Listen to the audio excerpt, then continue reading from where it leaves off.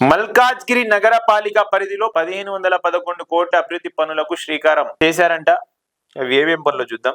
So Malkajgiri నగరపాలిక పరిధిలో ఇప్పుడు నూతనంగా మల్కాజ్గిరి మున్సిపల్ కార్పొరేషన్ ఏదైతే రెడీ అయిందో, మన డీలిమిటేషన్ ద్వారా 3 కార్పొరేషన్లు ఏవైతే హైదరాబాద్ కు వచ్చాయో, Cyberabad municipal corporation, Hyderabad municipal corporation, greater Hyderabad municipal corporation అయితే ఫస్ట్ ఏదైతే జిహెచ్ఎంసీ దానికి ఇంకా 2 భాగాలు పెంచి 3 కార్పొరేషన్లు ఉన్న హైదరాబాదు, దానికి మల్కాజ్గిరి నగరపాలిక పరిధిలో 1511 కోట్ల పనులకు శ్రీకారం చుట్టారంట.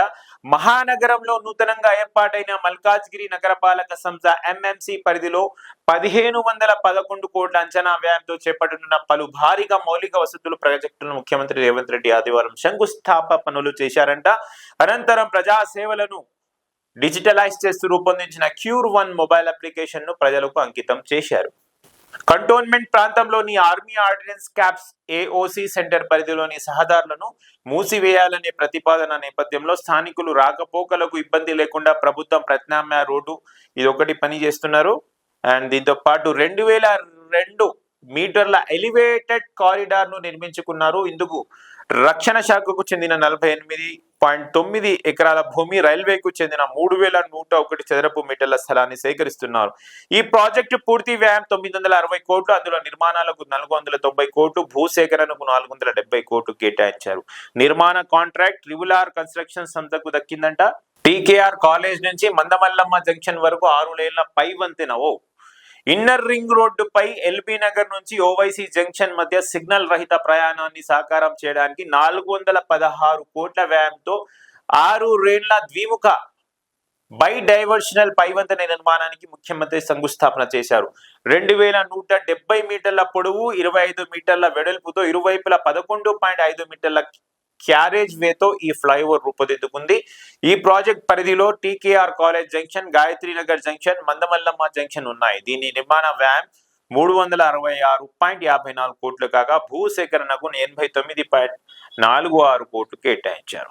ఎంఎంసి నూతన భవన కార్యాలయం కూడా ప్రారంభించారు. ఉప్పల్ బగాయత్ లేఅవుట్ ఫేజ్ 3లోని సర్వే నంబర్ 264 నుంచి 280 పరిధిలో 10 ఎకరాల ప్రభుత్వ స్థలంలో 98 కోట్ల వ్యయంతో ఆధునిక కార్పొరేషన్ కార్యాలయ భవన నిర్మాణానికి సీఎం శంకుస్థాపన చేశారు. మొత్తం 1,23,960 చదరపు అడుగులు, బిల్టప్ ఏరియా G+5 అంతస్తులుగా, భవిష్యత్తులో G+8 వరకు పెంచుకునేలా దీనికి డిజైన్ చేశారు. మూసీ రివర్ ఫ్రంట్ డెవలప్మెంట్ 2వ దశ నిర్మాణ పనులకు సమీపంలో metro station, inner ring road, Warangal జాతీయ రహదారికి అనుసంధానంగా ఉండే ప్రాంతంలో ఈ కార్యాలయం ఏర్పాటు కానుంది. ప్రస్తుతం దీనికి సంబంధించిన డిపిఆర్ సిద్ధమవుతుంది. సో ఉప్పల్లో 100 పడకల ఏరియా ఆసుపత్రి కూడా ఏర్పాటు చేస్తున్నారు. స్థానిక ప్రజలకు కార్పొరేట్ స్థాయి ఉచిత వైద్య సేవలు మరింత చేరువయ్యేలా ఉప్పల్ పరిధిలోని 100 పడకల ఏరియా ఆసుపత్రి నిర్మాణానికి ముఖ్యమంత్రి శంకుస్థాపన చేశారు. 0.97 ఎకరాల విస్తీర్ణంలో 37.5 కోట్ల అంచనా వ్యయంతో ఈ ఆసుపత్రి భవనాన్ని నిర్మించున్నారు. అన్ని బిల్లులకు ఒకే యాప్ అంట.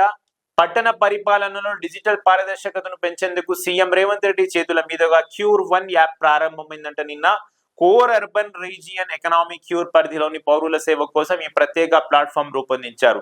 ఇకపై ఆస్తి పన్ను, విద్యుత్ బిల్లులు, తాగు మురుగునీటి బిల్లులు, ట్రాఫిక్ చలాన్ల వంటి అన్ని రకాల ప్రభుత్వ బకాయిలను వేర్వేరు పోర్టల్స్ లో వెతకాల్సిన అవసరం లేకుండా ఈ యాప్ ద్వారా చెల్లించవచ్చని వినియోగదారులు మొబైల్ నంబర్లకు ఓటీపీ, ఇన్స్టంట్ పేమెంట్ అలర్ట్ వస్తాయి. భవిష్యత్తులో మరిన్ని పౌర సేవలకు ఇందులో కూడా విలీనం చేయనున్నారంట.